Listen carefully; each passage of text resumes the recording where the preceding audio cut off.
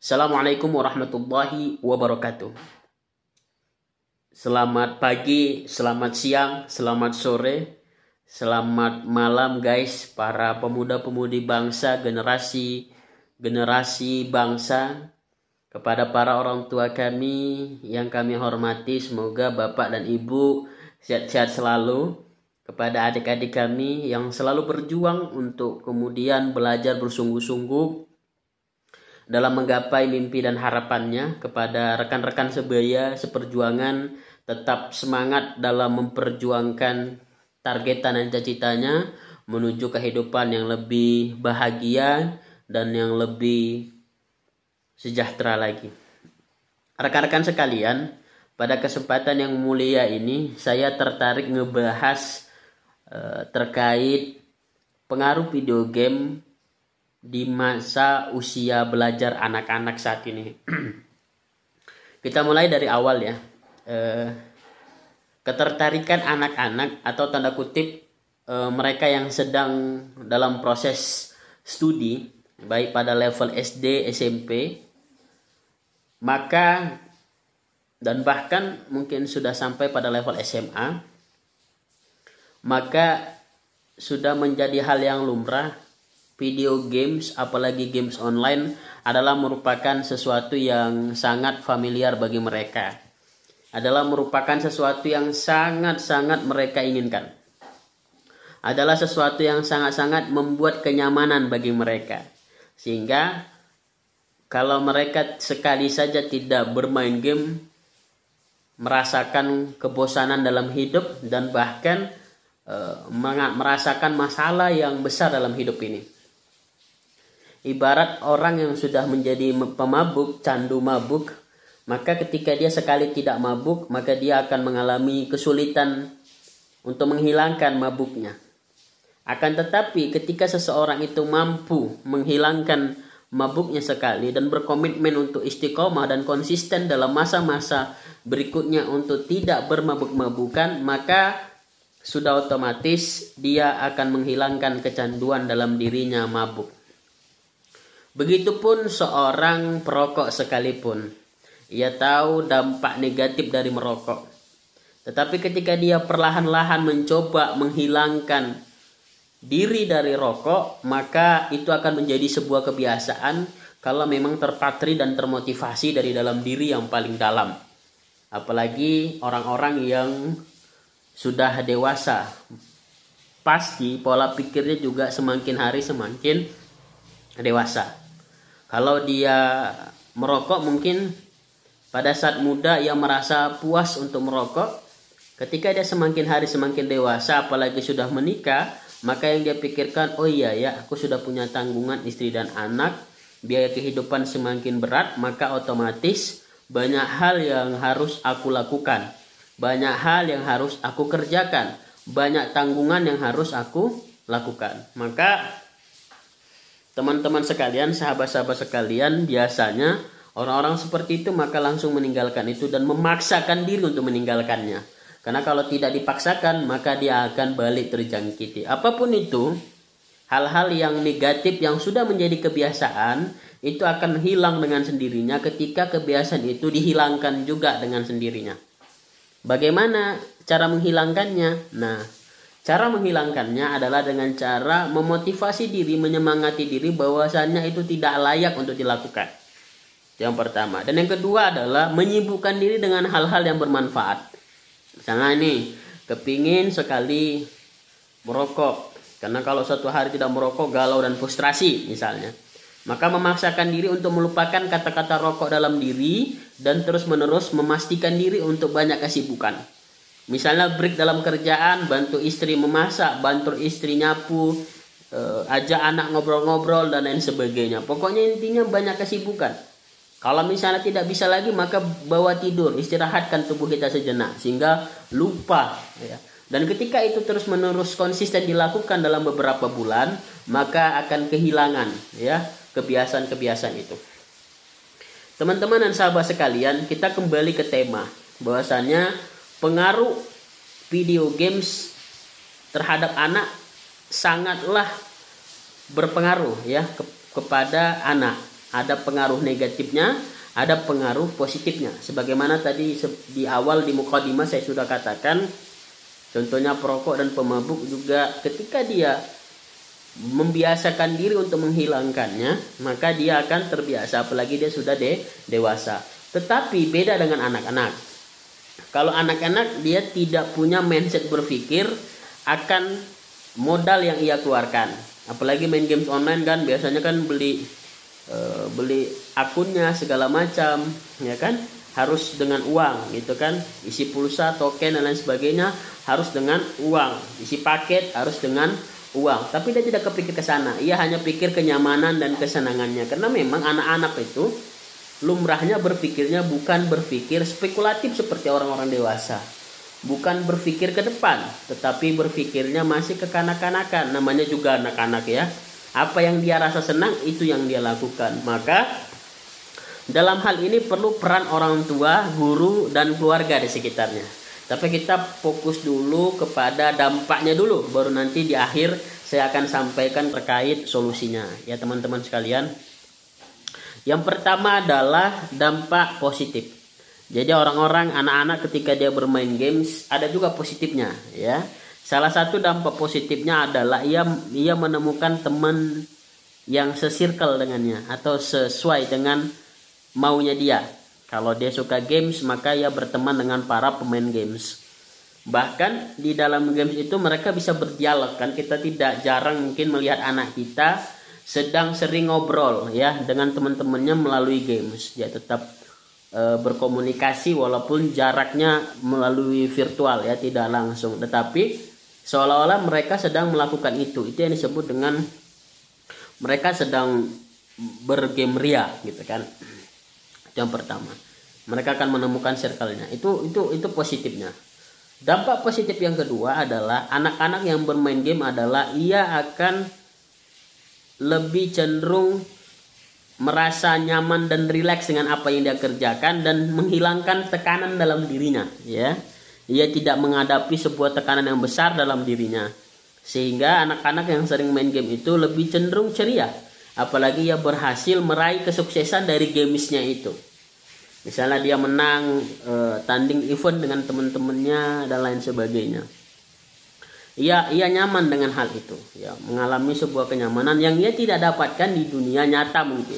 Tetapi ketika dunia maya dengan embel-embel game, dia merasa nyaman dengan apa yang dia lakukan. Itu dampak positif yang berikutnya. Yang berikutnya adalah dampak positif anak-anak bermain game adalah waktu yang dia kerjakan adalah waktu yang menurut dia itu berharga dan baik buat dia. Ya. Sehingga dia mengesampingkan hal-hal lain. Dengan waktu yang dia punya, ia memanfaatkan waktu itu untuk benar-benar fokus dengan gamesnya dan fokus dengan pertemanannya. Jadi dia melatih kefokusan juga, melatih kefokusan dan melatih ke persahabatannya. Jadi kalau misalnya dalam games itu kan ada misalnya partner. Kalau misalnya mereka ada masalah kan ngefek ini dengan permainan gamenya gitu, benar ya. Jadi dengan ini dampak positifnya adalah anak-anak itu menjadi terlatih dalam sebuah analisis pertemanan dan dalam sebuah latihan strategi dan latihan fokus. Ya. Karena sulit loh bermain games.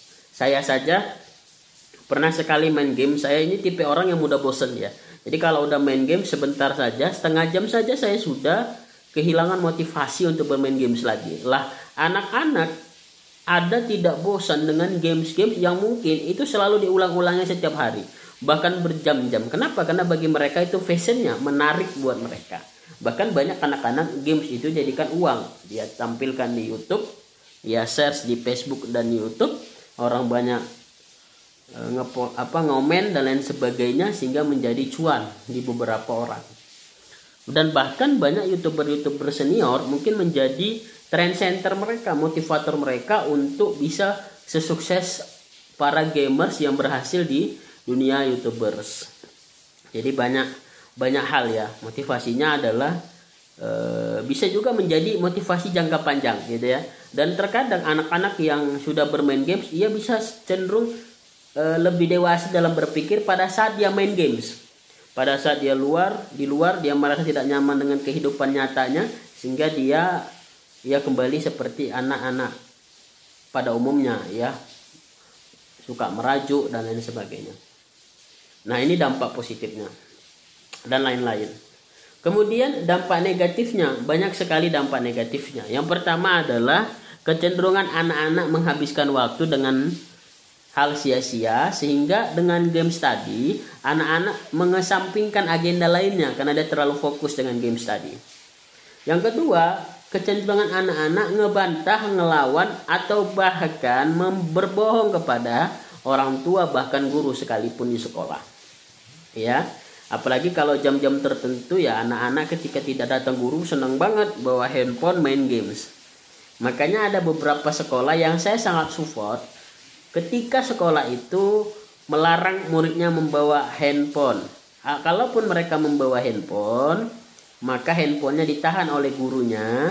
Yang bersangkutan akan diserai handphone pada saat sudah pulang sekolah. Dan kebanyakan sekolah-sekolah seperti itu sekolah-sekolah yang berbasis Islam terpadu dan dia full day. Dan ini recommended ya kepada ibu-ibu, bisa disekolahin anaknya ke tempat-tempat seperti itu ketika ibu-ibu tidak sempat berkomunikasi langsung kepada anak dengan kesibukan kerja dan lain-lain. Maka recommended deh kepada ibu-ibu untuk memasukkan anaknya di tempat seperti itu. Dampak berikutnya adalah kecenderungan anak-anak itu menjadi candu, ya. Jadi ketika dia tidak bermain game sekali, ia akan merasakan masalah dalam hidupnya. Sama seperti yang saya katakan tadi di awal, ketika dia menjadi pemabuk, dia tidak akan pernah berubah menjadi pemabuk ketika dia setelah candu. Solusinya adalah dengan cara ia menghilangkan diri dari mabuknya. Cara menghilangkannya dengan cara ia melupakannya. Nah, akan tetapi beda halnya dengan anak-anak. Nah, anak-anak ketika sudah candu susah dilarang. Sangat sulit untuk mengendalikannya. Nah, ini sangat menentukan ya masa depan anak-anak dengan peran dari guru dan orang tua. Nah, nanti kita akan sampaikan di akhir ya perannya atau solusi yang diberikan oleh orang tua, saran dari saya ya, Hafiz Syahid. Oke, teman-teman sekalian yang saya cintai karena Allah Subhanahu wa taala, maka dampak-dampak negatif lainnya juga anak-anak jadi malas untuk bersekolah, ya, apalagi zamannya sempat Covid, kebanyakan anak-anak sekolahnya virtual dari online, dan itu kesempatan anak-anak untuk mulai wadah baru yaitu games. Dan silaturahim mereka atau pertemanan mereka lewat virtual itu jauh lebih menyenangkan bagi mereka ketimbang mereka tatap muka. Justru kadang tatap muka itu mereka cenderung tidak melihat. Masing-masing memegang HP untuk main games masing-masing. Bahkan mereka bercakap satu sama lain tapi tidak tatap-tatapan, tetapi di depan handphone melulu. Dan itu membuat anak-anak zaman sekarang itu tidak begitu sopan dengan orang tua. Ketika orang tuanya sedang berbicara, dia sedang lagi main handphone, bisa jadi sedang main game. Ia ngangguk-ngangguk, tapi dia entah paham atau tidak, kita nggak tahu. Entah itu ngangguknya mengerti atau tidak, kita nggak tahu. Ya, sehingga anak-anak cenderung terlihat tidak sopan kepada orang tua. Ketika orang tuanya berbicara, anak-anak justru sibuk dengan handphonenya, ya, dan lain sebagainya. Dampak berikutnya adalah anak-anak otaknya jadi hanya fokus ke sana, tidak ada lagi yang bisa dimasukin ke dalam otaknya, dalam pikirannya. Karena otak kita ini kan menyimpan memori yang cukup dahsyat, ya, yang sangat besar. Akan tetapi ketika itu saja dan itu terus yang setiap hari dilakukan, itu akan menjadi sebuah proses kebiasaan. Dan ketika kebiasaan itu sudah hadir kepada diri anak-anak tersebut, itu akan menjadi hal yang sudah wajar ia lakukan. Sama ketika Anda belajar di sekolah, Anda mulai tidak nyaman dengan pelajaran A, maka sampai kapanpun ketika Anda merasa tidak nyaman, maka terus-terusnya sampai Anda tamat sekolah pun, mau dipaksa sekalipun, Anda tidak akan pernah nyaman. Maka tentukanlah kenyamanan Anda. Caranya bagaimana nanti?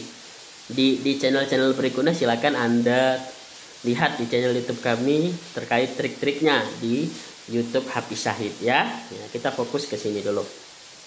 Teman-teman sekalian, dampak-dampak negatif dan bla bla ini kalau kita rumuskan sangat banyak. Saya hanya menyampaikan beberapa poin-poin tadi. Yang terpenting adalah, yang terakhir adalah, yang ingin saya sampaikan hari ini adalah terkait solusinya. Bagaimana sih Mas solusinya untuk menghadapi anak-anak yang suka dengan games, video games? Yang pertama adalah anak-anak tidak dilarang untuk berhenti dari game langsung. Karena ketika Anda melarang sebagai orang tua, maka dia menjudge bahwa larangan itu adalah kebalikan dari paksaan buat mereka untuk melakukannya lagi. Mereka akan cenderung termotivasi, ya. Mereka akan semangat, wah gila nih orang tua gua nih, gitu kan.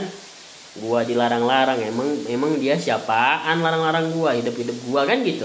Terakhir melawan orang tua dan lain sebagainya. Maka pelan-pelan menyampaikan kepada anak-anak untuk tidak bermain games terlalu sering. Sampaikan efek dari bermain games terlalu sering, efek sampingnya. Yang pertama, bisa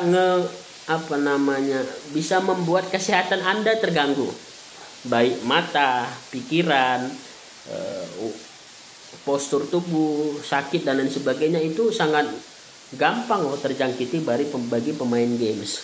Apalagi terlalu berlebihan sampai nonstop 24 jam, kurang tidur segala macam. Mata juga terkadang kita butuh istirahat. Makanya Allah ciptakan pagi dan malam supaya ada masa untuk bergerak dan ada masa untuk diistirahatkan. Agak letih mata kalau berhari-hari tidak istirahat. Jadi akan berdampak kepada kesehatan. Sampaikan akan berdampak kepada kesehatan. Nah, kalau kamu terus-terusan bermain game, akan berdampak kepada kesehatanmu loh. Jadi jangan sering-sering main game ya. Kasihan loh, mama sayang, papa sayang sama kamu. Jadi jangan sering-sering main game, karena akan berdampak buat kesehatanmu nak. Begitu ngomongnya. Lembut, halus, dan nyampaikan dengan penuh cinta. Yakinkan diri bahwa kita membutuhkan dia dan dia membutuhkan kita. Dan kemudian triknya dalam ketika kita menyampaikan sesuatu kepada anak kita, ini khusus orang tua dulu ya. Yang harus dilakukan adalah memberikan waktu khusus buat anaknya pada saat anaknya nyaman. Jadi selain anaknya dilihat waktunya ketika sedang nyaman, orang tua juga melepas waktu kesibukannya di saat itu. Oke deh, fix di jam ini, hari ini gua kosongkan dulu kegiatan lain, baik kerjaan dan lain-lain. Gua fokus waktu untuk dialog kepada anak-anak, diskusi kepada anak-anak terkait masukan dan nasihat agar ia tercapai masa depannya. Kasih waktu luang kepada mereka. Bila perlu HP Anda dibikin mode pesawat sehingga tidak ada yang mengganggu dalam masa Anda berkomunikasi dengan anak Anda. Dan pastikan satu keluarga itu berkumpul semua guys. Ya, suami Anda, anak-anak Anda yang lainnya berkumpul semua dengan catatan handphonenya tidak dibawa dari kamarnya atau handphonenya disilentkan atau dimatikan dulu. Caranya mengingatkan anak-anak juga ada bahasa yang santun. Nah, ketika ayah dan mama sedang berbicara, handphone kalian mohon diletak dulu ya, disilentkan dulu ya. Ayah sama mama kalian lihat nggak ada main handphone kan? Oh iya ya, mereka kan berpikir gitu kan. Ini ada loh penyampaian mama sama ayah kabar baik nih. Begitu. Buat anak-anak itu menjadi surprise yang selama ini kita tidak pernah lakukan. Sehingga dia merasa terpacu untuk mengikuti gerak-gerik orang tuanya. Biasanya anak-anak itu cenderung dengan hadiah, iming-iming hadiah, dia akan semakin semangat. Ya makanya orang tua, ayah dan ibunya harus janjian, bapak dan ibu harus janjian sebelum komunikasi dengan anak-anak, usia tua ataupun muda, semua ketika ada di rumah ngumpul, maka janjian apa nih hadiah yang cocok kita kasih ke anak-anak gitu. Lakukan itu, ya. Seterusnya, tidak harus setiap hari, entah seminggu sekali kek, 2 minggu sekali kek, atau bahkan sebulan 2 kali, silakan dilakukan. Ya, sebisa mungkin dan atur jadwal untuk briefing dengan orang tuanya, insya Allah ya. Ya, insya Allah ini akan menjadi sebuah wasilah baru buat para orang tua untuk mendidik anaknya, ngebangun kepercayaan anak kepada kita dengan cara ngebangun komunikasi kepada mereka. Jadi kuat secara emosional. Dan harus kita tekankan dalam hal ibadah sehingga semakin kuat secara spiritual, dan juga harus kita tekankan dalam hal pendidikan ya, dan agar kuat dalam hal kualitas IQ-nya. Jadi ini nanti akan kita bahas di channel-channel kita yang lainnya ya. Tidak di sini, kita ini fokus ke masalah anak dalam video games. Oke? Itu kepada orang tua. Dan kepada guru sesering mungkin untuk mengurangi hal-hal yang sifatnya membuat anak-anak boring. Jadi ketika jam di kelas, ketika tidak ada peraturan sekolah untuk menahan handphone, maka Anda melakukan hal yang berbeda dengan cara menahan handphone murid Anda. Atau Anda adakan dialog dengan orang tua agar ketika jam sekolah anak-anak tidak diperkenankan untuk membawa handphone. Silakan rekomendasi dari para wali kelas atau guru, walaupun tidak ada rekomendasi dari pihak sekolah, yayasan kayak kepala sekolah dan lain sebagainya, tapi Anda bebas merekomendasikan melalui musyawarah dengan orang tua murid. Terkecuali ada hal-hal yang harus dikerjakan anak-anak melalui menggunakan media sosial, handphone. Itu pun Anda batasin ketika hanya tugas dan lain sebagainya, tidak seterusnya. Ya, ketika jam istirahat, handphone sudah ditahan dan lain sebagainya. Ya, kalaupun ada beberapa anak ternyata tidak menginginkan, silakan dikasih. Ya, akan tetapi jam belajar kalau bisa handphone disilentkan atau dikumpulkan di depan sehingga anak-anak fokus kepada guru dan sampaikan dengan hal-hal yang menarik ya. Jadi ada hal yang paling menarik ini buat guru-guru. Lakukan ice breaking sehingga anak-anak tidak mudah bosan. Ya, saya punya teman guru matematik di sebuah sekolah di Medan ya, Tanjung Morawa. Teman saya tuh sangat kreatif ya. Ia selalu mengajak anak-anak mendesain keingintahuannya itu dengan membuat sebuah video ya. Barang siapa videonya yang paling menarik maka akan dikasih hadiah. Tetapi temanya seputar pelajaran matematika. Asik nggak? Nah, ketika dia ngajar di kelas, ia tidak cenderung melulu mengajarkan rumus-rumus, tetapi ada selingan-selingan.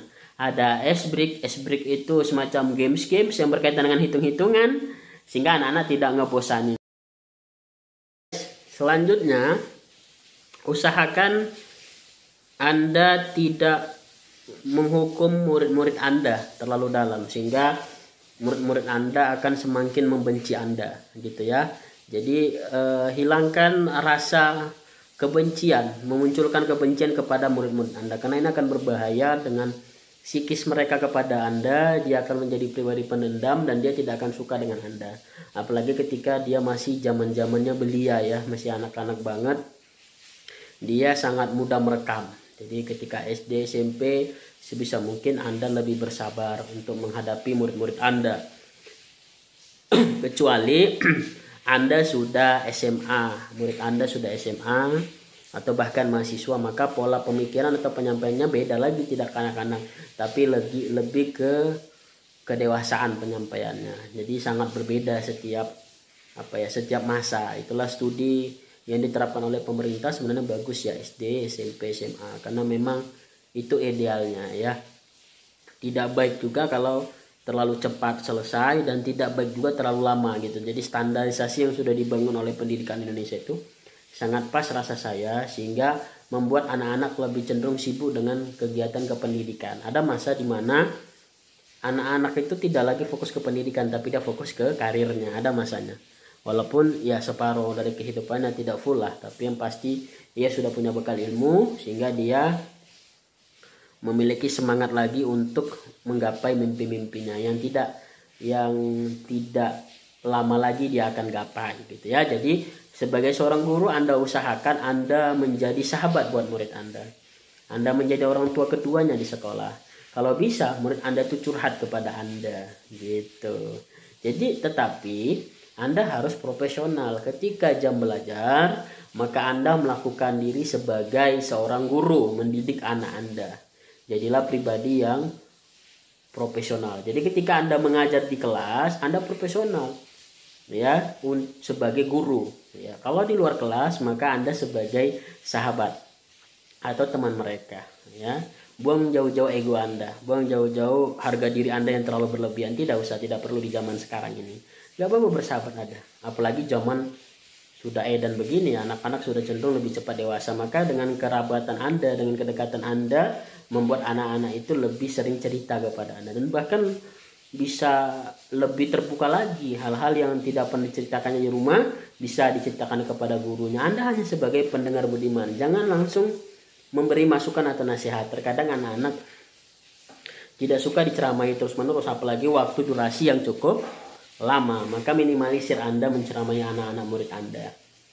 Ya, lebih banyak mencontohkan dan action plan. Jadi anak-anak lebih suka hal-hal yang sifatnya aktif. Makanya kalau bermain games ini kan aktif, langsung lebih kepada gerakan antara otak, pikiran dengan tangan itu bergerak. Mulut, tangan, dan otak bersamaan. Sama dengan belajar.